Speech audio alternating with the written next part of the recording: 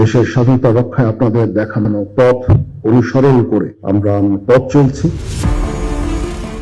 মহান স্বাধীনতা যুদ্ধে যারা মুক্তিযোদ্ধা, আপনাদের আত্মত্যাগের মাধ্যমে আমরা পেয়েছি আজকে আমাদের এই শ্রেষ্ঠ অর্জন স্বাধীনতা।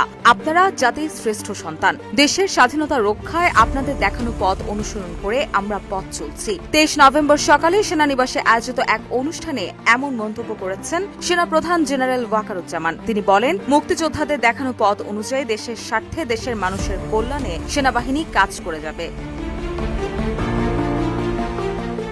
এ সময় সেনাপ্রধান আরও বলেন, বাংলাদেশ সেনাবাহিনী আজকে কেবল তার নিজস্ব প্রশিক্ষণ কার্যক্রমের মধ্যেই সীমাবদ্ধ নেই, বরং বিভিন্ন সামাজিক ও জাতি গঠনমূলক কার্যক্রমে অংশগ্রহণ করে প্রত্যক্ষ ও পরোক্ষভাবে বেসামরিক প্রশাসনকে সহযোগিতা করে যাচ্ছে। একই সঙ্গে বাংলাদেশ সেনাবাহিনী শান্তিরক্ষী মিশনে পেশাদারিত্বের সাথে অর্পিত দায়িত্ব পালনের মাধ্যমে বিশ্ব শান্তি প্রতিষ্ঠায় অনন্য ভূমিকা রেখে চলেছে। এছাড়াও সম্প্রতি সময় বাংলাদেশ সেনাবাহিনীর সদস্যগণ সিভিল পাওয়ারে দেশের আইন শৃঙ্খলা রক্ষার কাজে নিয়োজিত আছে।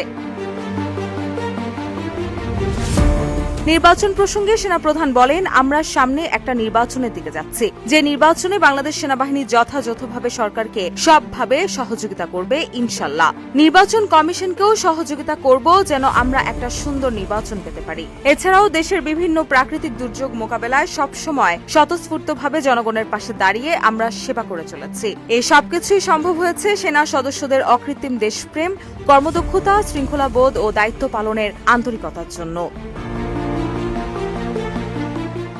অনুষ্ঠানে সেনা সদস্যদের উদ্দেশ্য করে সেনাপ্রধান বলেন, সেনাবাহিনীর যে সকল সদস্য তাদের পেশাগত দায়িত্ব পালনে বৃহত্তপূর্ণ এবং প্রশংসনীয় কর্মের মাধ্যমে উজ্জ্বল দৃষ্টান্ত স্থাপন করেছেন এবং পদকপ্রাপ্ত হয়েছেন, তাদের সবাইকে জানাই অভিনন্দন। সেনাবাহিনী পদক একটি অসামান্য সেবা পদক, আর এই বিশিষ্ট সেবা পদক প্রাপ্তদের আজকের এই বিশেষ দিনে পদক প্রদানের মাধ্যমে আমরা সম্মানিত করার চেষ্টা করেছি। সশস্ত্র বাহিনী দিবস 2025 উপলক্ষে ঢাকা সেনানিবাসে আর্মি মাল্টিপারপাস কমপ্লেক্সে আয়োজিত এই অনুষ্ঠানে সেনাপ্রধান বাংলাদেশ সেনাবাহিনীর 75 বীর মুক্তিযোদ্ধা ও তাদের নিকট আত্মীয়দের সংবর্ধনা প্রদান করেন। অনুষ্ঠানে 3 ক্যাটাগরিতে 3 জনকে মরণোত্তর সেনাবাহিনী পদক সহ মোট 64 সেনা সদস্যকে পদক দেওয়া হয়। রুশা সুর, নিউজ ডেস্ক, ইত্তেফাক।